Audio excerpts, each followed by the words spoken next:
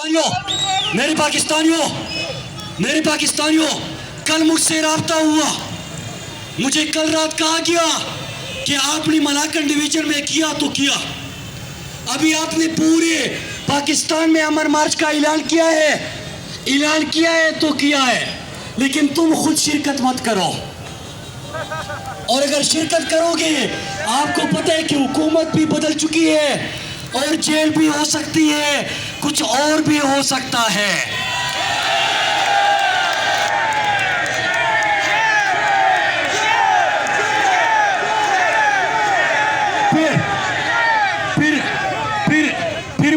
फिर मुझे कहा गया, सुनिएगा, क्योंकि मेरे हवाले से फैसला हो चुका है, मैं रहूं ना रहूं, मेरे पुख्तूनों, मेरे पाकिस्तानियों, आपने अपने लिए निकलना है, वाज़े पैगाम देना है कि हम आपके डॉलरों के लिए मज़ीद ईंधन नहीं बनेंगे। मुझे मुझे मुझे मुझे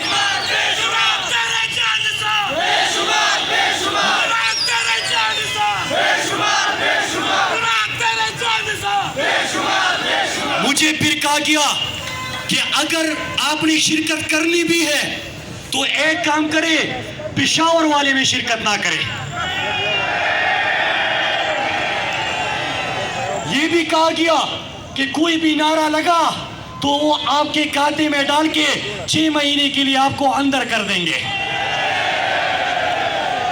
मेरे पाकिस्तानियों सुनिए,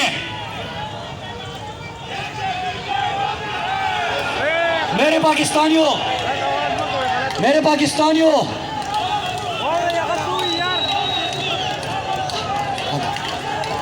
बात सुने, बात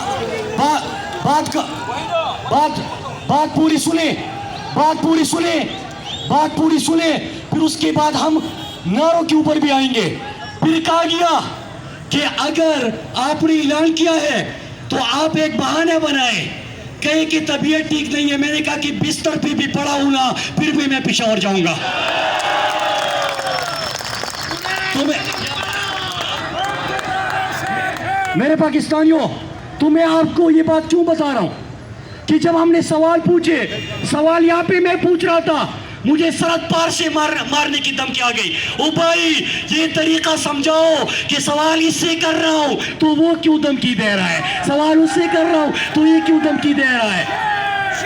मुझे, मेरे लोगों को ये समझाओ कि अगर मैं उसके खिलाफ हूं तो इसका मतलब है कि मुल्क के हक में हूं। तो अगर मुल्क के हक में हूं तो धमकी आप क्यों दे रहे हो और वो क्यों दे रहा है, ये तरीका हमें समझ नहीं आया। फिर मेरे पाकिस्तानियों, अब हमने क्या करना है,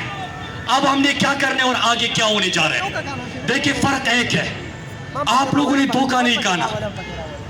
मैं सबको कहता हूं, जितनी भी पॉलिटिकल पार्टीज के वर्कर्स हैं, वो मेरी बात सुने। मैं एग्रेसिव हूँगा, मैंने पार्लियामेंट में तकरीरें करता हूँगा, मैं जज्बाती अंदाज में अपनी बात पहुँचाता रहूँगा, लेकिन जब मेरे मट्टी की, मेरे पाकिस्तान के अमन की, मेरे शेरों की जिंदगियों की बात आएगी, आप सब मेरे लिए काबिल इज्जत है। आप सब भी इसके लिए आवाज उठाओ, हम इसमें साथ हैं। इसमें कोई सियासत नहीं होगी, सियासतें बाद में हो सकती है, लेकिन हमारा सौदा ना मंजूर है। फर्क क्या था, मलाकन डिवीजन ने क्या किया, आपको लोग तकसीम करेंगे, आप में साजिशें होगी, बयानियों की जंग होंगी, आपके अंदर नफरतें पैदा की जाएगी, लेकिन हमने नफरतें नहीं फैलाई। हमने जब अपील की तो मैंने लाहौर से भी अपील की, मैंने इस्लामाबाद से भी अपील की, मैंने कराची से भी अपील की, मुल्तान और क्वेटा से भी अपील की कि मेरे पाकिस्तानियों, अगर जनाजा पेशावर में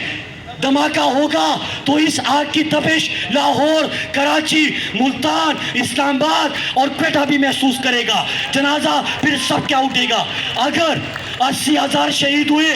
और आज पेशावर के हमारे 100 से ज़्यादा पुलिस वालों के जनाजे उठे, तो हमारे FC के भी जनाजे उठे हैं, हमारे फौज के भी जनाजे उठे हैं, हमारे शहरों के भी जनाजे उठे हैं।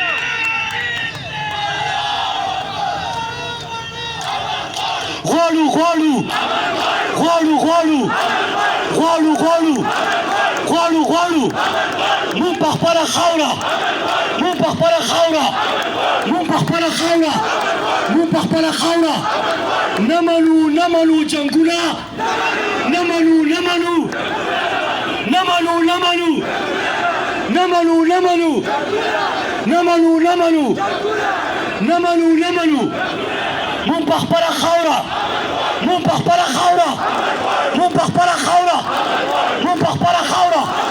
مونږ په خپله خاوره मेरे पाकिस्तानियों अब एक काम करना है आप लोगों ने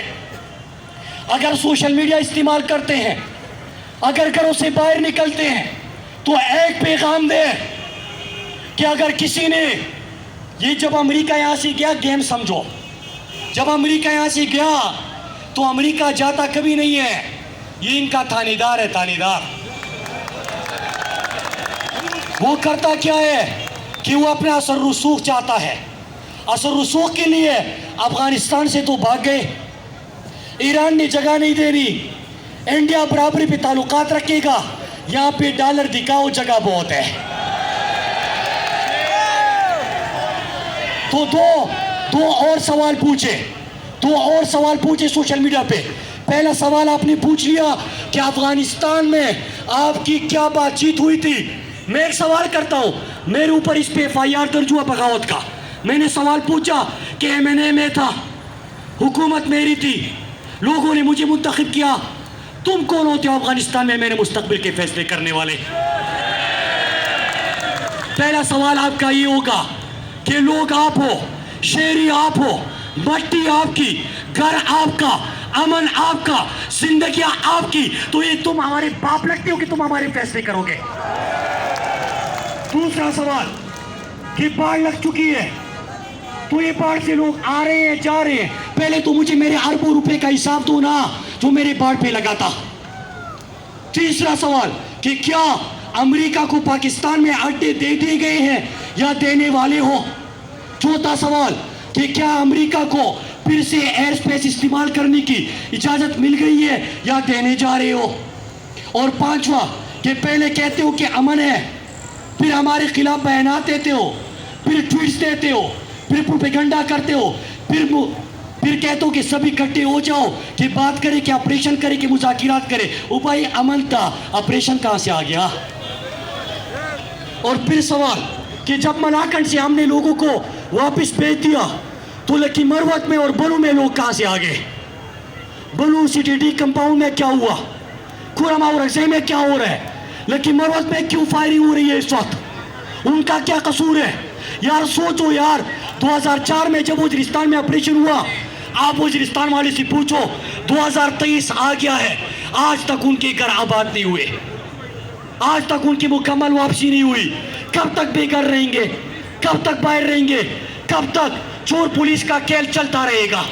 बंद कर दो इसको खत्म कर दो इसको